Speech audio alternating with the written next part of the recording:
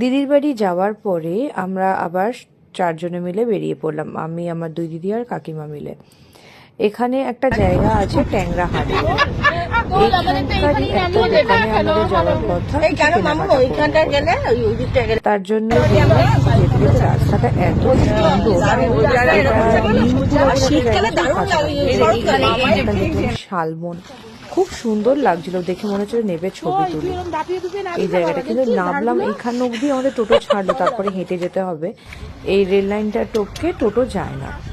তা যেতে গিয়ে এখানে একটা এরকম গাড়ি আর কি দাঁড়িয়ে আছে, এটা গেছে অনেকক্ষণ দাঁড়ার পর এটা গেল। আবার উল্টো দিক থেকে দুটো আবার ইঞ্জিন আসছে।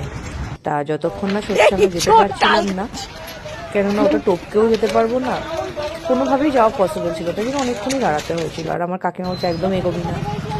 যাই হোক আমরা গেলাম, তারপরে যখন ক্লিয়ার হলো কাকিমা এখনো টপকাতে পারেনি এখান দিয়ে, তখন আমার কাকিমা কিন্তু বললো এদিক দিয়ে এসে সুন্দর লাগছে যাওয়ার সময় খানিকটা, তারপরে হেঁটে যেতে হবে।